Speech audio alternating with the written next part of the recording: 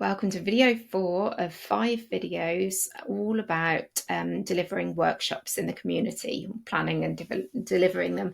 So that could be workshops for children, workshops for families, or workshops for adults.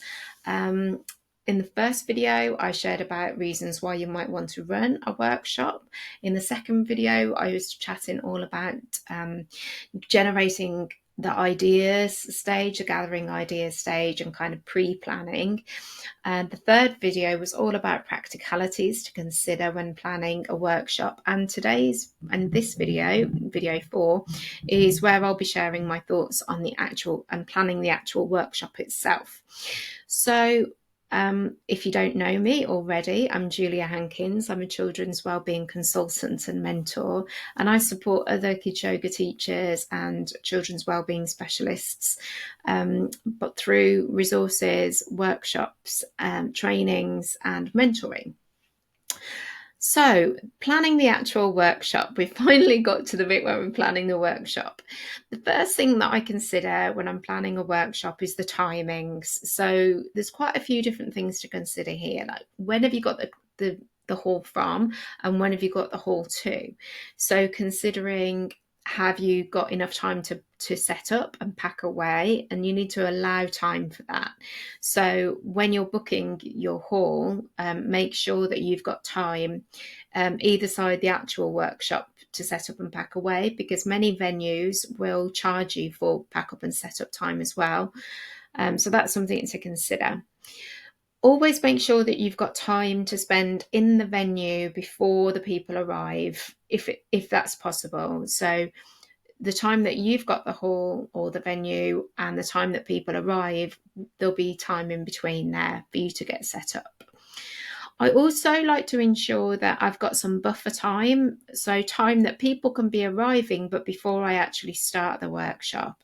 So I like to do some sort of activity during this time that people can do independently, so that people are arriving, because they tend to come at different times, and then I'll start at a time after. So say, for example, my workshop was from 10 until 12. I might book the venue from 9:30. I'd allow myself maybe 15 minutes to set up, if that was how much I was setting up. And then I would open the doors at 9:45. People could come in, and I would start at 10. So that's just an example. And it's really important to be clear and communicate with people these times. So letting people know what time they can arrive from, but also what time you intend to start and what time it ends, because people will need to know for their own planning. And also, another thing to consider at the beginning is what time will be good times for you to have breaks. So when will be good to have refreshments, when will be good to have little toilet breaks, if you're going to have those. And so if you've got these clear times, when you're starting, or when you're ending, or when you're having a break, then that will really help you to organise the other ideas that you had around those things. And so it could be that you write your we talked about that, the headlines, the main activities that you want to do, and you have those written on post-it notes, and you could arrange them in different ways and figure out how you want to organise them. And so there's also things to consider, like if you're going to do some sort of craft, do you need some time for that craft to dry or to set? That needs to be factored in. And so it may be sensible to start with that activity, for example.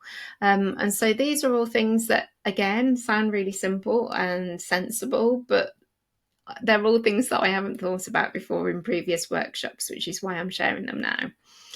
So when you've thought about timings, another thing that's good to think about is space and the spaces that you have within your venue. So depending on the venue that you've got, you may have different areas to do different things. And I've had it both, where I've had a venue that's been really big, and I can have an area for crafts, and I can have an area for refreshments, and I can have an area for practicing, movement practices. But I've also had it where I've been in a smaller venue where I've needed to pack away and set up. So I've needed to move the tables, and then I've needed to put out the mats, then I've needed to put the tables back. It can work both ways, but just consider, if you need to move things around, How are you going to do that? How are you going to keep everybody safe during those times? And do you need people to help you moving those things? And can you communicate that in some way?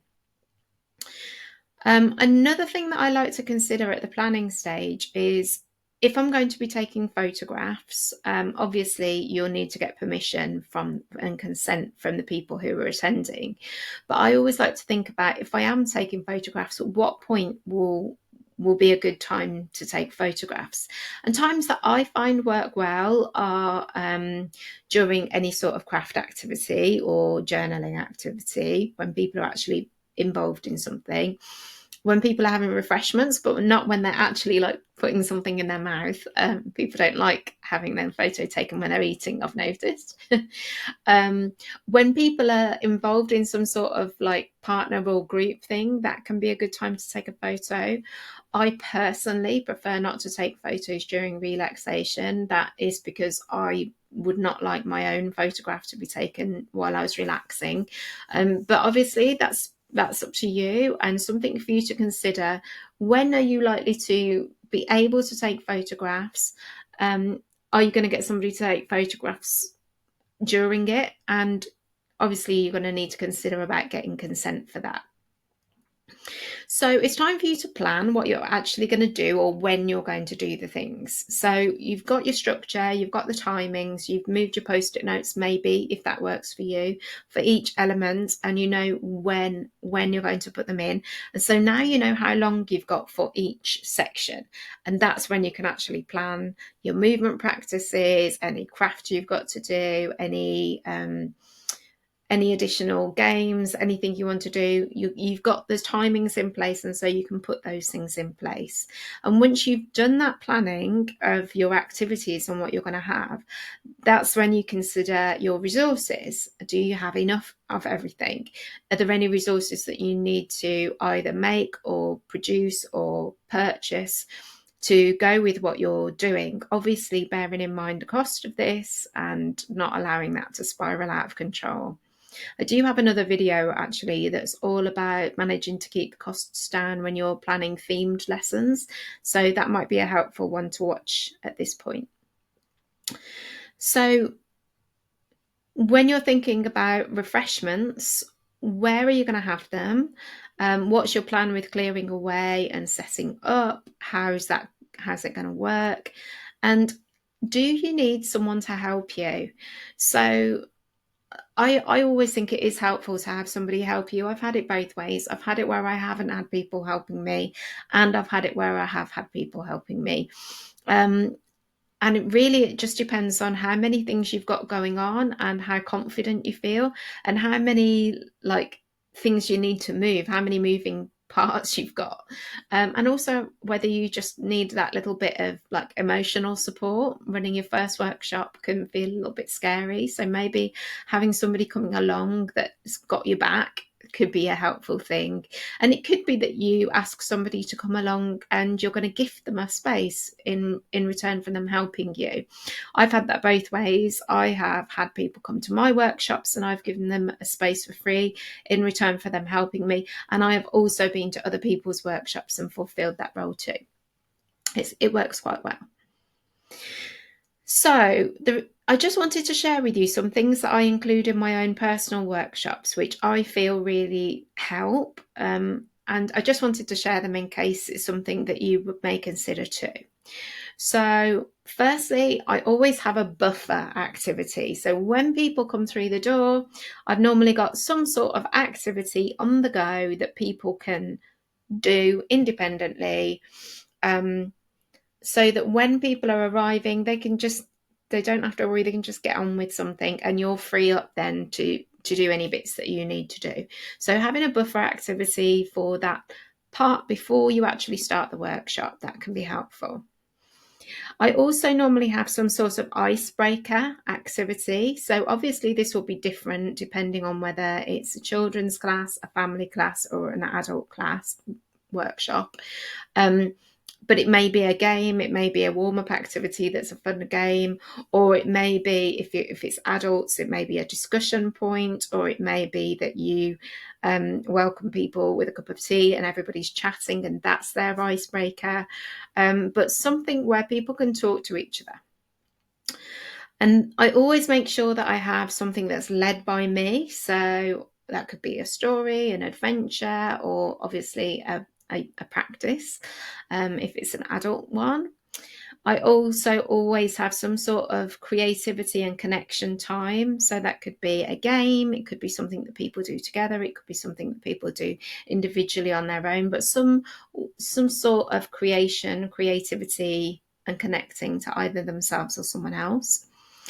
Another thing to consider is how are you going to communicate with people? How are you going to get people's attention? Because there will be lots of chatting and that's going to be totally fine, but you're going to want to save your voice. So I always use bells to get people's attention and explain that at the start, that that's what I'll be doing. So that's a useful thing. And I also always have at the close, I always close in a specific way, and I generally have something that people can take away with them. So that's either a craft that we've made together, or something that we've done together, or some journaling prompts that they're going to take away, or maybe even like a little pose poster or a flow poster. I normally have something that people can take with them, just because that's something that I personally like to do. So here's lots of ideas in the planning of your workshop. I hope it inspired you or gave you some thoughts that you can kind of bounce off for your own workshops. In the next video, I'll be sharing tips for how to keep your workshop running smoothly. So I hope that you found the 4 videos so far really helpful.